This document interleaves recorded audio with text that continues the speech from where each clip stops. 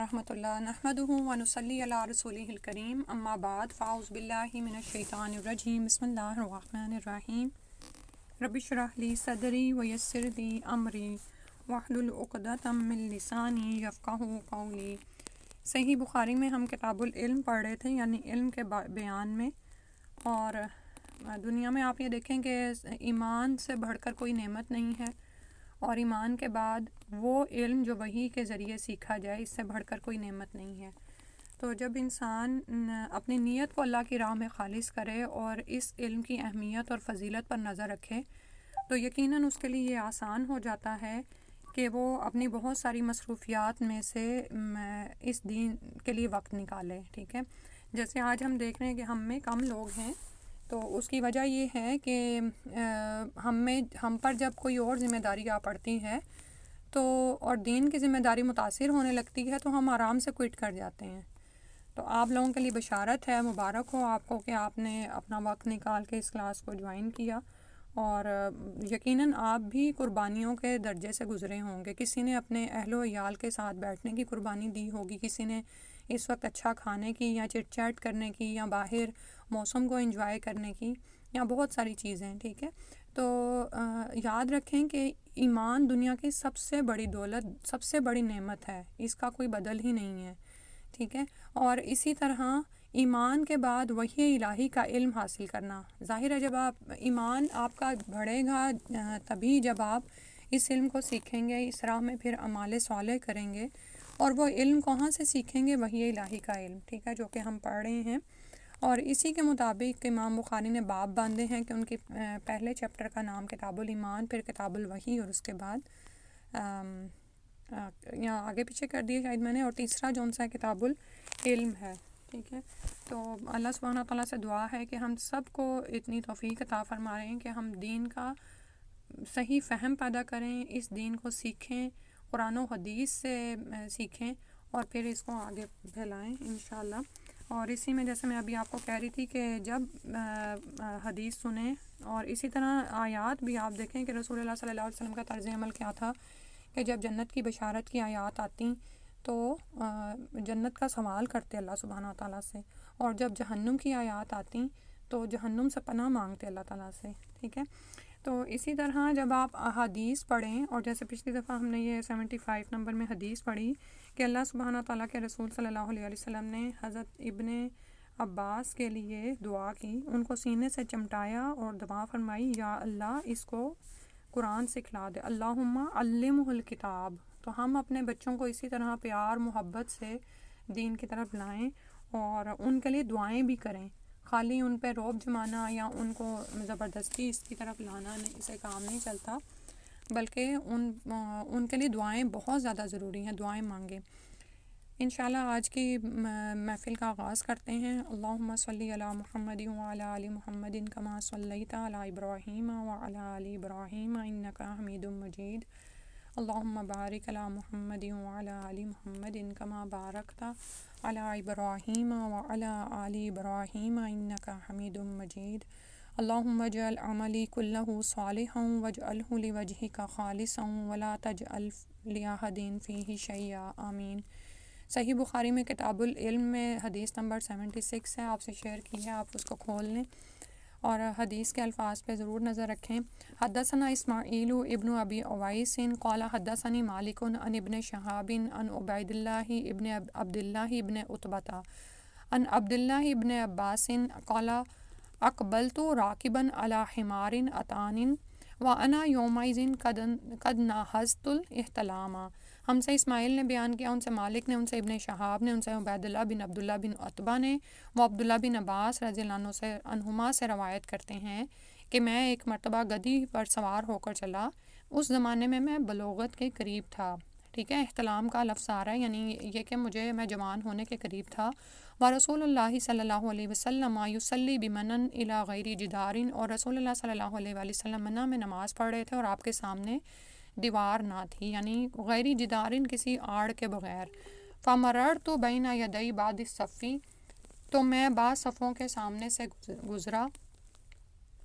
وہ ارسلت الاتانا ترتاؤ فدخلت فی الصفی، اور میں نے گدی کو چھوڑ دیا وہ چرنے لگی، ترتاؤ فدخلت فی الصفی یعنی وہ چرنے لگی اور میں صف میں شامل ہو گیا، فلم ینکر ذالک علیہ، مگر کسی نے مجھے اس بات پر ٹوکا نہیں۔ تو یہاں پر میں باب کا ذکر کرنا بھول گئی۔ باب کیا ہے اس میں، اس حدیث سے پہلے باب متى یصح سماع الصغیر، کہ لڑکا کس عمر کا حدیث سن سکتا ہے۔ تو اس باب کے لانے سے امام بخاری رحمۃ اللہ کی غرض یہ ہے کہ حدیث کے تحمل کے لیے آدمی کا جوان ہونا ضروری نہیں، ٹھیک ہے۔ بعض اوقات کیا ہوتا ہے کہ ہم حدیث کی محفلوں میں جا رہے ہوتے ہیں تو بچوں کو گھر ہی چھوڑ جاتے ہیں، ٹھیک ہے، وہ چاہے پیچھے تنگ کریں کچھ بھی کریں۔ تو ہاں یہ ہے کہ اس کو ان کی تربیت ہونی چاہیے، جس لڑکے کو سمجھ پیدا ہو گئی ہو وہ حدیث کا تحمل کر سکتا ہے، یعنی وہ سن سکتا ہے، بیٹھ سکتا ہے۔ اور اسی طرح سے اگر وہ اس حد تک جوان ہو گیا، جیسے یہاں پر آ رہا ہے کہ وہ بھی جوان نہیں تھے لیکن احتلام کے قریب تھے،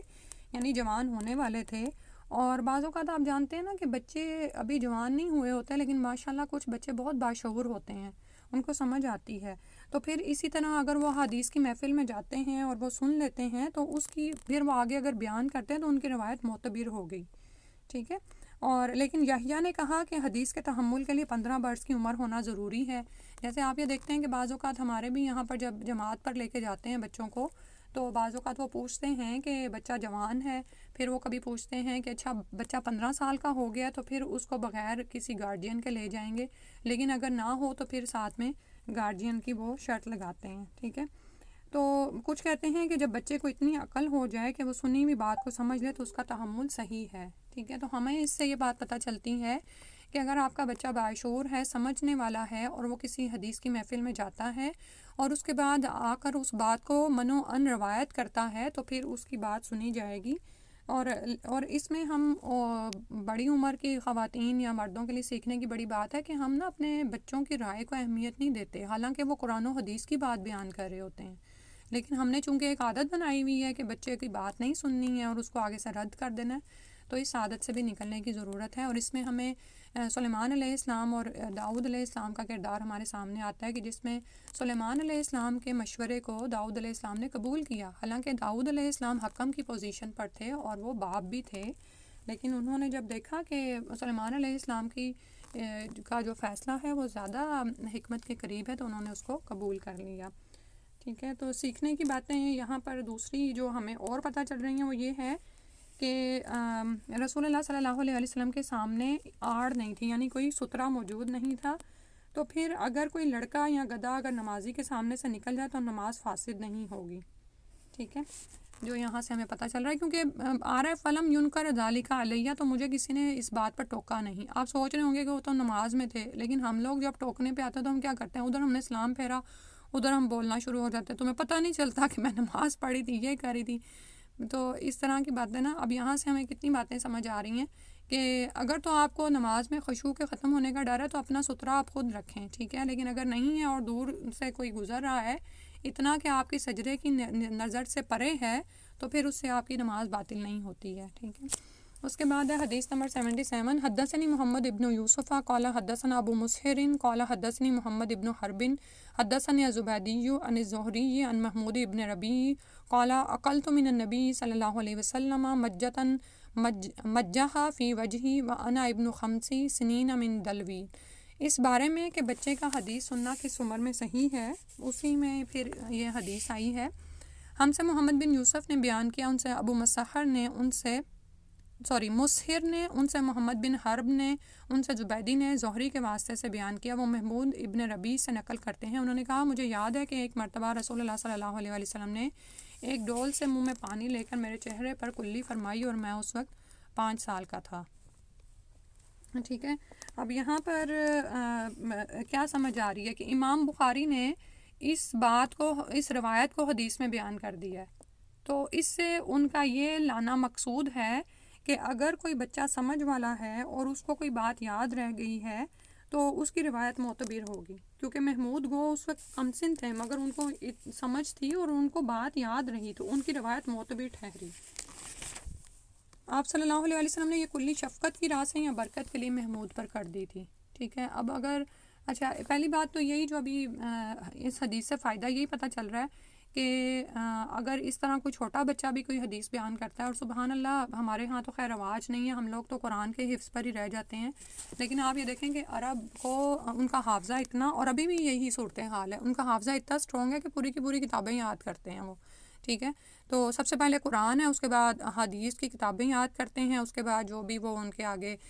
جو حدیث کی محافل ہوتی ہیں اس میں استاد بیٹھتا ہے اور سامنے شاگرد ہوتے ہیں، اور استاد جب بات کہہ رہا ہوتا ہے تو اس کے بعد شاگرد اس کو ریپیٹ کرتا ہے، ٹھیک ہے، اور استاد اس کی وہیں پہ تصحیح کرتا ہے، اور اب میں دیکھ رہی تھی کہ استاد مختصر بات کرتا ہے اور شاگرد اتنی ہی بات، وہ استاد چاہتا ہے کہ شاگرد اتنی ہی بات بیان کرے، اور اگر اس میں انہیں کوئی اضافہ نظر آتا ہے کہ کسی الفاظ کا یا کوئی یعنی سمجھ کے حوالے سے، تو وہیں پر اس کو درست کر دیتے ہیں، ٹھیک ہے۔ تو ابھی بھی ان کے ہاں یہی رواج پایا جاتا ہے کہ ہم قرآن یاد کرتے ہیں، حدیث کو یاد کرتے ہیں۔ تو اور ویسے بھی اگر ہم جیسے اجمی ہیں، ہم بھی دیکھیں تو ہمارے بھی بعض اوقات 3-4 سال 5 سال کے بچے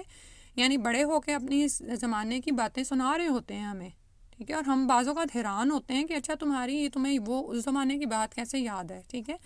تو جس طرح کے ماحول میں آپ بچے کو رکھتے ہیں، جیسے لے کے جاتے ہیں، تو وہ اسی میں ہی باتیں سیکھ لیتے ہیں۔ آپ یہ دیکھیں کہ ہمارے چھوٹے چھوٹے بچے بعض اوقات ادھر کوئی جن لوگوں کو نعوذ باللہ میوزک کی بچوں کی عادت ہوتی ہے، وہ میوزک سنتے ہیں اور ساتھ ہی ساتھ لہرا رہے ہوتے ہیں، گا رہے ہوتے ہیں، اور ان کو وہ یاد آ جاتا ہے۔ تو اسی طرح جب ہم اپنے بچوں کو قرآن اور دین کی محفل میں لے کے جائیں گے تو حقیقتاً وہ یہ باتیں بھی چھوٹی چھوٹی جو بھی ہیں وہ سیکھ جاتے ہیں حدیث کی نا، ٹھیک ہے۔ اور دوسری بات جو رسول اللہ صلی اللہ علیہ وسلم کی شفقت نظر آ رہی ہے، اور آپ صلی اللہ علیہ وسلم کی ایک طرح کی شرارت، کہ یعنی یہ مطلب نہیں ہوتا کہ اگر آپ متقی ہیں، آپ نبی کے درجے پر ہیں، تو پھر آپ کے زندگی میں مزہ نہیں ہے، ٹھیک ہے،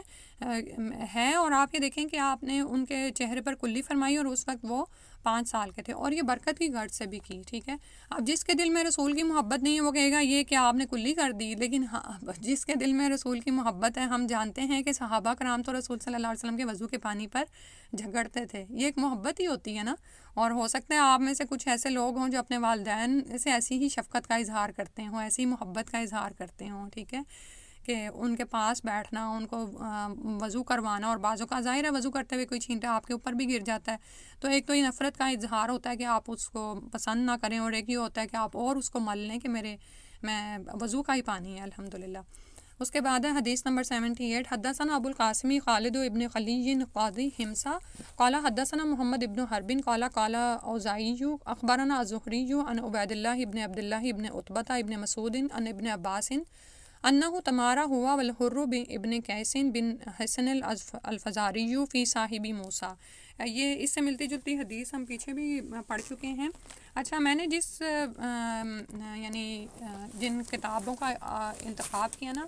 اس میں امام بخاری کی ساری حدیث آ گئی ہیں، ٹھیک ہے۔ بعض اوقات آپ نے دیکھا ہوگا کہ یعنی آپ کہتے ہیں نا کہ مجھے بخاری سیکھنی ہے، تو آپ کو صرف ایک ہی جلد پکڑا دی جاتی ہے، تو آپ بڑے حیران ہوتے ہیں کہ امام بخاری کی جو فل یعنی اس کا والیوم ہے وہ تو کافی سارے ہیں، 7-8 میں آ جاتے ہیں اگر ترجمے کے ساتھ کیے جائیں۔ تو اس کی وجہ یہ ہے کہ امام بخاری نے ویسے وہ فقیہ نہیں تھے، لیکن انہوں نے اس کے ذریعے ہی فقہ آپ تک پہنچا دی ہے، ٹھیک ہے۔ تو جس بھی حدیث سے ان کو جس موضوع کے متعلق کوئی بات ملتی تھی نا، وہ اس پہ انہوں نے بیان کی ہے، ٹھیک ہے۔ اور ہر حدیث سے پہلے وہ 2 نفل پڑھتے تھے، سبحان اللہ، تو یعنی اس کو لکھنے سے پہلے تو ان کا انداز کیا ہے کہ انہوں نے مختلف عنوانات کے تحت حدیث کو شامل کیا، تو اس طرح جب مختلف عنوانات میں ایک ہی حدیث رپیٹ بھی ہو جاتی ہے، ٹھیک ہے، اور بعض اوقات وہ صرف الفاظ کے اضافے کی وجہ سے وہ اس حدیث کو دوبارہ لے کر آتے ہیں، سبحان اللہ۔ تو یعنی آپ یہ دیکھیں کہ کس طرح اللہ سبحانہ تعالیٰ نے اس علم کو محفوظ فرمایا اور اس کو محفوظ کرنے والے پیدا فرما دی۔ تو دیکھتے ہیں اس میں جو چیپٹر ہے نا وہ دراصل ہے باب الخروج فی طلب العلم، یہ 78 نمبر حدیث ہے۔ وَرَحَلَ جابر ابن عبداللہ مسیرۃ شہر الی عبداللہ ابن انیس فی حدیث، اور اس میں چیپٹر جو ہے وہ ہے کہ علم حاصل کرنے کے لیے سفر کرنا، اور جابر بن عبداللہ نے ایک حدیث عبداللہ بن انیس سے سننے کے لیے 1 مہینے کا سفر کیا، سبحان اللہ۔ اور آج ہم اتنا تردد نہیں کرتے کہ اگر ہمیں کسی چیز میں شک پڑ گیا ہے یا ہمیں وہ حدیث یا آیت یاد نہیں رہی ہے اور بچے کو بتانا ہے تو اٹھ کے ذرا اپنی ڈیوائس ہی کھول لیں. وہ ڈیوائس جو ویسے تو ہم واٹس ایپ پہ بار بار کھولتے ہیں، لیکن جب دین سیکھنے کی بات آتی ہے تو ہمارا حال یہ ہو گیا ہے. ٹھیک ہے، تو جو لوگ تو سنجیدہ ہیں نا اس راہ میں، وہ محنت کریں، قربانیاں دیں، اور یہ سب آپ کے لیے لکھا جائے گا اور اللہ سبحانہ وتعالیٰ آپ کو اس کا بہترین بدل عطا فرمائیں گے. آپ یہ دیکھیں گے اب یہ جو لوگ ہیں ان کا نام آج تک ہم پڑھ رہے ہیں، سبحان اللہ 1400 سال گزر گئے ہیں، اور پوری روایت جب بیان ہوتی ہے تو ان کے سب کے نام آتے ہیں. سبحان اللہ. اور اب یہاں پر یہ دیکھتے ہیں کہ طلب علم میں نکلنا کیسا ہے. ہم اس کا ترجمہ پڑھتے ہیں. ہم سے ابو القاسم خالد بن خلئی قاضی حمص نے بیان کیا، حمص کے قاضی ہیں، ان سے محمد بن حرب نے اوزاعی کہتے ہیں کہ ہمیں زہری نے ابن عبداللہ بن عتبہ بن مسعود سے خبر دی. وہ عبداللہ بن عباس رضی اللہ عنہ سے روایت کرتے ہیں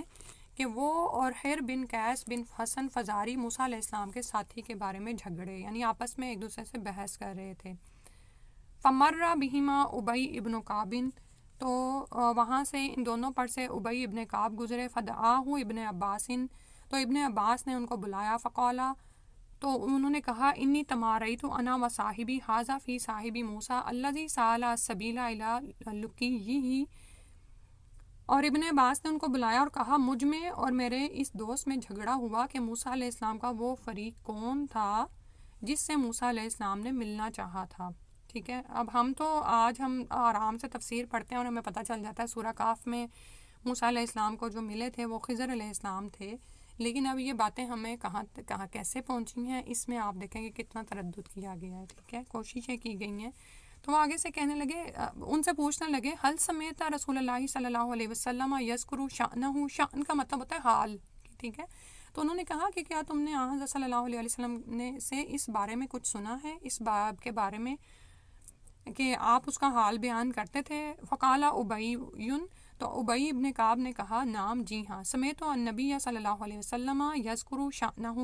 میں نے سنا ہے رسول اللہ صلی اللہ علیہ وسلم کو یہ قصہ بیان کرتے ہوئے، یعنی اس کا حال بیان کرتے ہوئے. یقول، آپ صلی اللہ علیہ وسلم فرماتے تھے، بینما موسیٰ فی ملأ من بنی اسرائیل اذ جاءہ رجل، کہ ایک بار موسیٰ علیہ السلام بنی اسرائیل کے لوگوں میں بیٹھے ہوئے تھے، اتنے میں ایک شخص ان کے پاس آیا. فقالا، تو اس نے کہا، اتعلم احدا عالم منک، کہ تم کسی ایسے شخص کو جانتے ہو جو تم سے زیادہ علم رکھتا ہو. عالمہ اکبرہ کے وزن پر، جیسے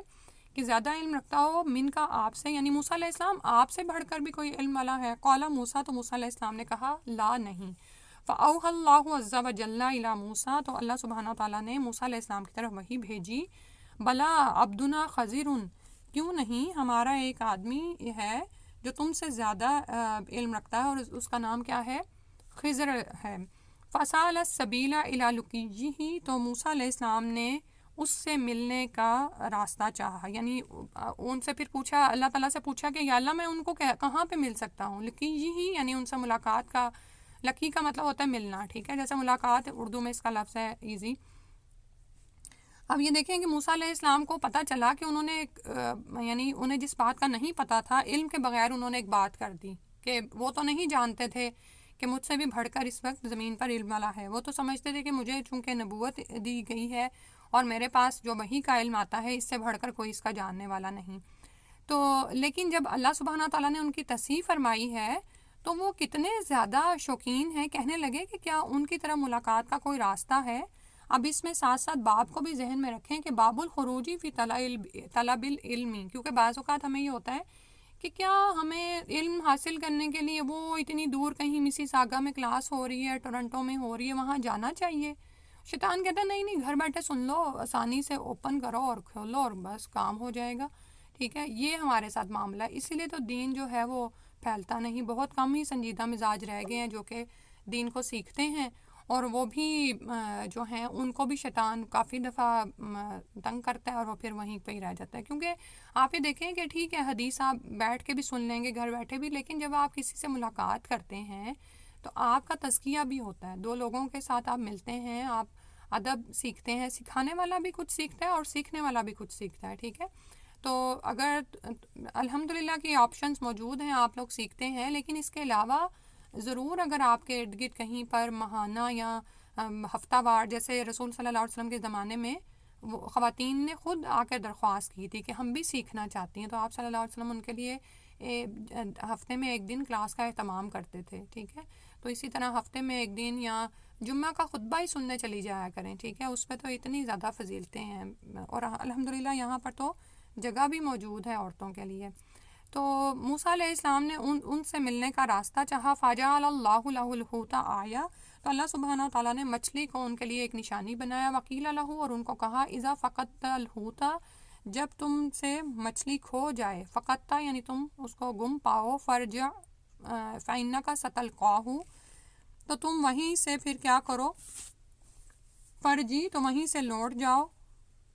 تو تم اس کو مل لو گے. فَكَانَ موسیٰ صلی اللہ علیہ وسلم يَتَّبِعُ أَثَرَ الْحُوتِ فِي الْبَحْرِ، اور یہاں پر موسیٰ علیہ السلام کے لیے صلی اللہ علیہ وسلم آیا ہے، اور یہ دعا جو ہے ہر نبی کے لیے ہوتی ہے. ہمارے ہاں بس یہ رواج ہے کہ ہم نبی صلی اللہ علیہ وسلم کے لیے پڑھتے ہیں. تو اگر آپ کو بخاری میں ساتھ انبیاء کے لیے صلی اللہ علیہ وسلم آئے تو اس پر حیران نہ ہوں، ٹھیک ہے. تو موسیٰ صلی اللہ علیہ وسلم اس مچھلی کے نشان پر سمندر کے کنارے کنارے جا رہے تھے. یتبعو اثر الحوتی، اثر ہوتا ہے نشان پر، یتبعو پیروی کر رہے تھے، اتباع کر رہے تھے، فی البحر سمندر میں. فقال فتح موسیٰ لموسیٰ، تو موسیٰ علیہ السلام کے غلام جو کہ یوشع بن نون تھے، انہوں نے موسیٰ علیہ السلام سے کہا ارأیت اذ اوینا الی الصخرۃ، کیا آپ نے دیکھا کہ جب ہم صخرہ یعنی چٹان کے پاس ٹھہرے، فإنی نسیت الحوت، تو میں بھول گیا مچھلی کو، وما انسانی ہوں، اور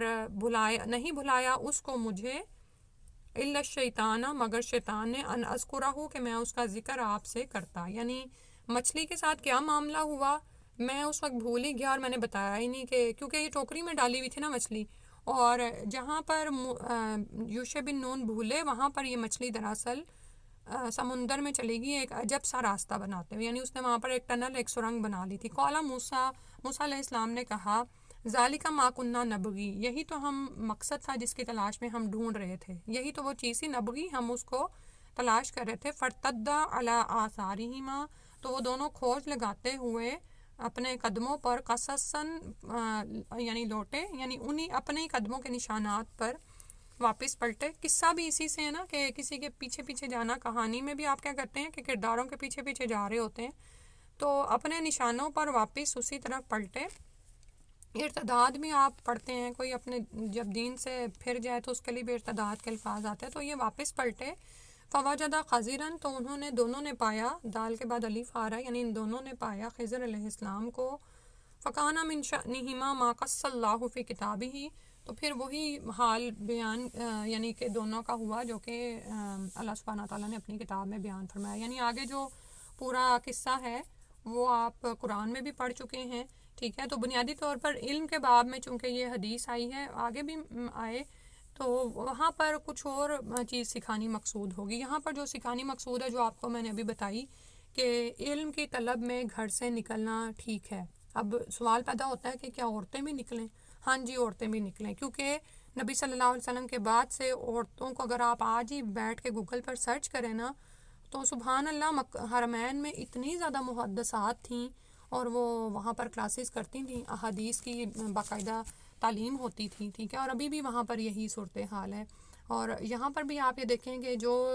خواتین دین سے جڑی ہوئی ہیں، آخر وہ بھی تو گھر کی ذمہ داریاں نبھاتی ہیں نا، گھر بھی کرتی ہیں، باقی بھی سارے کام کرتی ہیں، ٹھیک ہے. میں یہ نہیں کہہ رہی کہ ہر ایک کو اللہ سبحانہ تعالیٰ نے اتنی صلاحیت دی ہوئی ہے کہ وہ گھر کو بھی سنبھالے. بعض اوقات بچے چھوٹے ہوتے ہیں، بعض اوقات گھر میں بوڑھے افراد ہوتے ہیں جن کو آپ نے دیکھنا ہے، لیکن بلا وجہ کسی چیز کو بہانہ بنا لینا وہ ٹھیک نہیں ہے، ٹھیک ہے. کیونکہ یہ ذمہ داری جب آپ امت مسلمہ کا حصہ ہیں، تو یہ ذمہ داری مرد اور عورت دونوں پر فرض ہے، اپنے اپنے دائرے میں حکمت کے مطابق، ٹھیک ہے. کیونکہ آپ یہ دیکھیں کہ عورتوں کو آپ باہر سے علماء بلا کے تو نہیں نا تعلیم دیں گے. اگر آپ میں سے کچھ خواتین کے اندر اتنی صلاحیت ہے کہ وہ اچھی بات کر سکتی ہیں، اچھی طرح سے حدیث کی تعلیم سمجھا سکتی ہیں، تو پھر وہ بیچاریاں جو صرف 5 10 کلاسز پڑھی ہوئی ہیں اور اپنے گھروں میں مسائل کا شکار ہیں وہ مسلمان، لیکن ان کو دین کا علم نہیں ہے، وہ اپنے بچوں کی تربیت اچھے طریقے سے نہیں کر سکتی، تو اب کیا مرد ان کے گھروں میں بھیجے جائیں گے؟ ہم عورتیں ہی ہوں گی نا جو ان کی تربیت کریں، ان کے کام آئیں، تو ضروری ہے کہ یہ علم حاصل کیا جائے۔ اور سب سے بڑھ کر آپ یہ دیکھیں کہ جو دین مرد لیتا ہے نا وہ گھر کے باہر ہی رہ جاتا ہے، گھر کی دہلیز پر ہی رہ جاتا ہے۔ جو علم عورت لیتی ہے نا وہ بچوں تک منتقل ہو رہا ہوتا ہے، اور اس کی مثالیں ہمیں اپنے سارے ہی اماموں میں ملتی ہیں۔ بہت سے امام ایسے ہیں جن کے جو یتیم ہو گئے تھے بچپن میں، اور ان کی پرورش کرنے والی ان کی والدہ ہی تھیں، ٹھیک ہے۔ پھر 2 حدیث انشاءاللہ اور پڑھ لیتے ہیں۔ حدیث نمبر 79 ہے، حدثنا محمد ابن علائی قال حدثنا حماد ابن اسامہ عن برید ابن عبداللہ عن ابی بردۃ عن ابی موسیٰ عن النبی صلی اللہ علیہ وسلم قال۔ اب یہاں پر جو باب ہے وہ ہے بابو فضل من علم و علم، کہ عالم کی اور علم سکھلانے والے کی فضیلت۔ اور ترجمہ ہے کہ ہم سے محمد بن علا نے بیان کیا، ہم سے حماد بن اسامہ نے بیان کیا، انہوں نے برید بن عبداللہ سے، انہوں نے ابو بردہ سے، انہوں نے ابو موسیٰ رضی اللہ عنہ سے، انہوں نے حضرت صلی اللہ علیہ وآلہ وسلم سے قال، نبی صلی اللہ علیہ وسلم نے فرمایا، مثل ما بعثنی اللہ بہ من الہدی والعلم، کہ اللہ سبحانہ تعالیٰ نے جو ہدایت اور علم کی باتیں مجھ کو دے کر بھیجا ہے، کمثل الغیث الکثیر اصاب ارضا فکان منها نقیۃ قبلت الماء، تو ان کی مثال زور کے میںہ کی سی ہے، یعنی زور کی بارش ہے جو زمین پر برسی، فانبتت القلا والعشب الکثیر، تو بعض زمین کیا ہوتی ہے وہ عمدہ تھی، اس نے پانی چوس لیا اور اس نے گھاس اور سبزی خوب اگائی، وکانت منہا اجادب امسکت الماء، اور اس میں سے کچھ زمین ایسی تھی جو سخت تھی، اس نے پانی کو تھام لیا، روکا، فنفع اللہ بہ الناس، تو اللہ سبحانہ تعالیٰ نے لوگوں کو اس سے فائدہ دیا، فشاربوا، تو انہوں نے پیا، وسقوا، اور انہوں نے پلایا، سکا سنتے ہوتے تھے نا بچپن میں، پانی پلانے والے کو کہتے تھے، شاربوا خود پیا، وسقوا، اور انہوں نے پلایا، وزرعوا، اور انہوں نے کھیتیوں کو دیا، یعنی زراعت سے کھیتیوں کو پانی دیا، وَأَصَابَتْ مِنْهَا طَائِفَةً أُخْرَى إِنَّمَا هِيَ قِيعَانٌ لَا تُمْسِكُ مَاءً وَلَا تُنْبِتُ كَلًا، اور بعضی ایسی زمین پر پانی برسا جو صاف چٹیل تھی، نہ تو پانی نے اس کو تھاما، نہ تو پانی کو اس نے تھاما اور نہ اس نے گھاس اگائی، یعنی ایسی چٹیل تھی، چٹیل ہوتی ہے جیسے چٹان نہیں ہوتی، یعنی کہ پلین سی زمین، کہ پانی اس پر سے بہہ کر نکل گیا، لا تمسکو مان، نہ تو اس نے پانی کو روکا، ولا تنبتو کلا، اور نہ ہی اس نے کوئی چیز یعنی گھاس وغیرہ اگائی، ٹھیک ہے۔ یعنی آپ یہ دیکھیں کہ کوئی تھوڑی بہت ایسی زمین ہو نا جو تھوڑا بہت بھی پانی لے لے تو کچھ نہ کچھ تو اگا ہی دیتی ہے، صحیح ہے، لیکن اگر وہ چٹان تھی اور اس پہ مٹی نہیں رک رہی ہے تو پھر ظاہر ہے پانی کو بھی نہیں وہ پکڑے گی اور کچھ بھی نہیں نکلے گا۔ فذالک مثل من فقہ فی دین اللہ ونفعہ ما بعثنی اللہ بہ فعلم وعلم، تو اب رسول اللہ صلی اللہ علیہ وسلم نے اس مثال سے سمجھایا کہ یہی اس شخص کی مثال ہے جس نے اللہ کے دین میں سمجھ پیدا کی، اور اللہ نے جو مجھ کو دے کر بھیجا اس سے اس کو خوب فائدہ ہوا، اس نے خود سیکھا اور دوسروں کو سکھایا۔ وَمَثَلُ مَن لَّمْ يَرْفَعْ بِذَلِكَ رَأْسًا وَلَمْ يَقْبَلْ هُدَى اللَّهِ الَّذِي أُرْسِلْتُ بِهِ، اور دوسری جو مثال ہے اس شخص کی جس نے اس پر سر ہی نہیں اٹھایا اور اللہ کی ہدایت جو میں دے کر بھیجا گیا تھا اس کو اس نے قبول ہی نہیں کیا۔ قال ابو عبداللہ قال اسحاق وکان منها طائفة قیلت الماء قاؤن یالوہ الماء والصفصف المستوی من الارض، اور اس میں اس حدیث میں قیان جو ہے نا وہ زمین جس پر پانی چڑھ جائے اور ٹھہرے نہیں، اور جو قرآن میں آتا ہے نا کان صفصفا، تو صفصف کہتے ہیں ہموار زمین کو، ٹھیک ہے۔ اب یہاں پر 3 طرح کی زمینوں کی مثال بیان کی گئی ہے، اور اس کو رسول اللہ صلی اللہ علیہ وآلہ وسلم نے علم و ہدایت کے ساتھ اس کو بیان کیا، سمجھانے کی کوشش کی، ٹھیک ہے۔ جیسے قرآن میں بھی آپ مختلف مثالیں پڑھتے ہیں نا، اور قرآن سے ہی ہمیں پتہ چلتا ہے کہ جس طرح بارش مردہ زمین کو یعنی تازگی دیتی ہے اور پھر اس میں سے زراعت وغیرہ اگتی ہے، اسی طرح وحی الہی مسلمان کے دل پر جب پڑتی ہے تو یہ ایک نور الہی ہے کہ جس سے اور نور نور ہو جاتا ہے، ٹھیک ہے کہ اور اسی طرح سے جیسے زمین کی اقسام ہوتی ہیں نا، تو اسی طرح انسانوں کے دلوں کی اقسام ہیں، وہی الہی کا پانی جس طرح دلوں پر پڑتا ہے اسی طرح وہ آگے سے پھر ان کا ریئیکشن ہوتا ہے، صحیح ہے۔ مثلا ایک زمین تو بڑی زبردست ہوتی ہے، اس پر جب بارش پڑتی ہے خوب برستی ہے تو زمین جو صاف ہوتی ہے نا، اب صاف دل کو آپ اس طرح سے لے لیں کہ جیسے صبغت اللہ ہوتا ہے، ٹھیک ہے، اس صبغت اللہ بھی اسی پہ چڑھتا ہے، اس انسان پہ جس کا دل تعصب سے پاک ہوتا ہے، یعنی وہ ہدایت کو لینے والا ہوتا ہے، اس کے اندر پہلے سے کوئی کلر وغیرہ نہیں چڑھے ہوتے کہ اگلا کلر چڑھنا مشکل ہو جائے، ٹھیک ہے۔ اسی طرح سے جو زمین صاف ہوتی ہے نا، وہ پانی کو لیتی ہے، بہت بہت سبزہ گھاس اگاتی ہے۔ یہ بالکل ایسے ہی ہے جیسے کسی شخص کو دین ملے اور وہ دین میں سمجھ بوجھ پیدا کرے اور نفع دے، آگے بھی پہنچائے، یعنی خود بھی اس میں سمجھ بوجھ پیدا کرے، اس کو آگے بھیجے، اور وہ چیز جس کے ساتھ رسول صلی اللہ علیہ وسلم بھیجے گئے وہ سب وہ سیکھے اور سکھائے، ٹھیک ہے۔ اور دوسری زمین وہ ہے جو بہت سخت ہوتی ہے، ٹھیک ہے۔ اب وہ کیا کرتی ہے کہ وہ پانی کو تو روکتی ہے، اس سے اللہ تعالیٰ لوگوں کو فائدہ پہنچاتا ہے، ٹھیک ہے، وہ اس سے سیراب ہوتے ہیں اور سیراب کرتے ہیں، لیکن وہ جس کو پہنچی ہے نا اس کے اندر سے سبزہ اور چیزیں نہیں اگ رہی ہیں، ٹھیک ہے، سمجھ آ رہی بات کی، یعنی یہ دو طرح کے ہیں کہ دوسروں کو تو وہ سکھا رہا ہے لیکن اس کی اپنی ایسی اہلیت نہیں ہے کہ وہ خود بہت زیادہ عمل کرے، ٹھیک ہے، یعنی اس نے دین کا علم تو سیکھا لیکن اس پر پوری طرح سے عمل نہیں کیا، دوسروں کو سکھا رہا ہے، کیونکہ اس کی جو میموری ہے نا وہ بڑی فاسٹ ہے، ٹھیک ہے، اس کے اندر علم جمع ہو رہا ہے لیکن عمل کے اعتبار سے وہ اتنا نہیں ہے۔ اچھا، تیسری جو مثال ہے وہ ایسی ہے جیسے چٹیل میدان ہوتے ہیں، ایسے ہی لوگوں کے دل ہوتے ہیں کہ جس ہدایت کے ساتھ اللہ سبحانہ تعالیٰ نے مجھے بھیجا وہ اسے قبول ہی نہیں کرتے، وہ ایسے جیسے بعض اوقات کسی جانور کو آپ نے دیکھا ہو وہ چارہ کھا رہے ہوتے ہیں نا، تو وہ ذرا پرواہ نہیں کرتے کہ کوئی ادھر سے گزرا ہے یا نہیں، بالکل یہی حالات ان لوگوں کے ہوتے ہیں جو دنیا میں اس طرح سے کھوئے ہوئے پڑے ہوئے ہیں کہ وہ لوگ ان کو بتا رہے ہیں کہ حقیقت کیا ہے، یہ دنیا ختم ہو جانے والی فانی ہے، آخرت ہے، اس کے لیے تیاری کرنی ہے، اس کے لیے سنجیدہ ہونا ہے، لیکن وہ چٹیل میدان کی طرح ہیں، ان کو کوئی بات ہی سمجھ نہیں آتی، کانوں میں اندر جاتی ہی نہیں ہے، جب کانوں میں نہیں جاتی تو دل پہ بھی نہیں اثر کرتی، ٹھیک ہے، نہ تو وہ پانی کو لیتے ہیں، اور اگر کیا ہے پڑتا بھی ہے تو بہہ کر نکل جاتا ہے، نہ تو خود چھگا، نہ ہی وہاں پر پانی جمع ہوتا ہے کہ وہ دوسرے اس سے فائدہ اٹھائیں۔ تو اللہ سبحانہ تعالیٰ سے دعا ہے کہ ہمیں پہلی طرح کے لوگوں میں شامل کر لیں جو علم کو لیں، پھر اس کو سمجھیں، اس کو عمل میں شامل کریں اور پھر اس کو آگے بھی پہنچائیں، یہ بہترین چیز ہے نا، ٹھیک ہے۔ اس کے بعد اگلی حدیث انشاءاللہ پڑھ لیتے ہیں، حدیث نمبر 80، بس یہیں تک کہ آپ کے ساتھ شیئر کی ہوئی ہے۔ باب رفع العلم و ظہور الجہل، دنیا سے علم اٹھ جانے اور جہالت پھیلنے کا بیان۔ وقال ربیعۃ لا ينبغي لأحد عنده شيء من العلم ان يضيع نفسه، ربیہ نے کہا کہ جس کو دین کا تھوڑا سا بھی علم ہو وہ اپنے تئیں بیکار نہ کر دے، یا تو خود اس سے فائدہ اٹھاتا رہے یا دوسروں کو پڑھاتا رہے، یعنی کہ عالم کا بیکار رہنا اور زبان بند کر لینا اور قلم روک دینا بڑا غضب ہے۔ ابھی جیسے ہم دوسری طرح کے لوگوں کی مثال پڑھ رہے تھے نا، بعض اوقات کوئی تعلیم ایسی ہوتی ہے جس پہ آپ کو عمل کرنے کا موقع نہیں ملتا، مثلا جیسے زراعت کے بہت سارے قوانین آپ بخاری میں ہی پڑھیں گے، اور بھی بے شمار لوگوں سے معاملہ کرنے کی چیزیں ہوتی ہیں،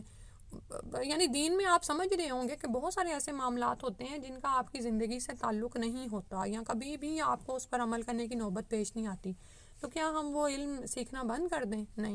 نہیں بند کریں، کیونکہ ہو سکتا ہے کہ آپ سے لوگ دوسرے فائدہ اٹھائیں اور کوئی ایسا علم آپ کو آتا ہو جس سے دوسرے کا بہت بڑا بھلا ہو جائے، اس کی زندگی آسان ہو جائے، ٹھیک ہے۔ تو جس شخص کے پاس تھوڑا سا بھی علم ہونا وہ اس کو بیکار نہ کرے۔ حدیث ہے، حدثنا عمران ابن میسرۃ قال حدثنا عبد الوارث عن ابی طیاح عن انس ابن مالک قال قال رسول اللہ صلی اللہ علیہ وسلم ان من اشراط الساعۃ ان يرفع العلم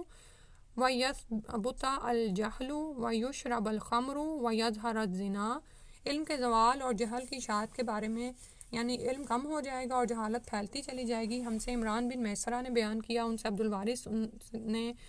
ابو طیاح کے واسطے سے طیاحی ان کے واسطے سے نقل کیا، وہ انس سے روایت کرتے ہیں کہ رسول اللہ صلی اللہ علیہ وسلم نے فرمایا علامات قیامت میں سے یہ ہے کہ دینی علم اٹھ جائے گا اور جہل ہی جہل ظاہر ہو جائے گا، ٹھیک ہے۔ ان من اشراط الساعہ، قیامت کی نشانیوں میں سے ہے ان یرفع العلم، کہ علم اٹھا لیا جائے گا۔ اب یہ کس طرح اٹھایا جائے گا؟ یا تو علماء ہی فوت ہو جائیں گے یا پھر دلوں سے ہی نکال لیا جائے گا۔ وَيَثْبُتَ الْجَهْلُ اور جہالت باقی رہ جائے گی، یعنی وہ ثبات پکڑ جائے گی۔ بغیر علم کے لوگ فتوے دیتے ہوئے بھی آپ کو نظر آتے ہیں، کچھ پتہ نہیں نہ ان کے عمل سے کوئی چیز جھلکتی ہے لیکن وہ آگے سے آگے باتیں کرتے ہیں۔ اور جن یعنی بعض اوقات تو ایسا ہوتا ہے نا، کچھ شعبوں کا ہمیں علم ہوتا ہے لیکن کچھ شعبوں کا کچھ بھی نہیں کسی کو علم، تو وہ بھی لگا ہوا ہے تبصرے کرنے۔ اب یہ صورتحال تھوڑی تھوڑی آپ کے سامنے آ رہی ہے، اور جو اصل علم ہے وہ اٹھایا جا رہا ہے۔ یعنی کہ آپ یہ دیکھیں کہ دین کی بنیادی تعلیم ساری فقہ میں سیم ہے، لیکن اس کو پھیلانے والے لوگ کم ملتے ہیں۔ وہ دین میں ایسی باتیں جو نکالی گئی ہیں یا جن پر اختلافات ہیں، وہ اس کو پھیلانے والے بہت زیادہ ہیں۔ تو کیا ہے، جہالت عام ہو رہی ہے اور علم اٹھتا چلا جا رہا ہے۔ وَيُشْرَبُ الْخَمْرُ اور شراب پی جا رہی ہے، سافٹ ڈرنکس کے نام پر ہوتی ہے،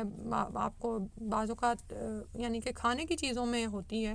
آپ کو چیک کرنی پڑتی ہیں۔ اور آگے آگے نعوذ باللہ یہ قیامت کی نشانیوں میں سے ہے۔ وَيَظْهَرَ الزِّنَا اور زنا پھیل جائے گا، اور اس میں بھی آپ یہ دیکھیں کہ وہ تمام چیزیں جو زنا کی طرف لے جانے والی ہیں وہ عام ہوتی چلی جا رہی ہیں، ٹھیک ہے۔ آنکھ کا زنا ہے، کان کا، یا جو بھی اس طرح، اور نعوذ باللہ من ذالک، یا مخلوط محفلیں ہیں، یا جو بھی ایسی چیزیں ہیں، اور فحش لٹریچر کا عام ہونا، اور بہت ساری ایسی چیزیں جو آپ جانتے ہی ہیں، تو وہ بھی کیا ہے کہ زنا ظاہر ہو جائے گا اور یہ آگے مزید اس کی طرف جائے گا۔ اچھا، اب یہاں پر ایک بات یہ بھی ہے کہ قیامت کی نشانیوں کو بیان کرنے کا مطلب یہ نہیں ہوتا کہ انسان کو یعنی کہ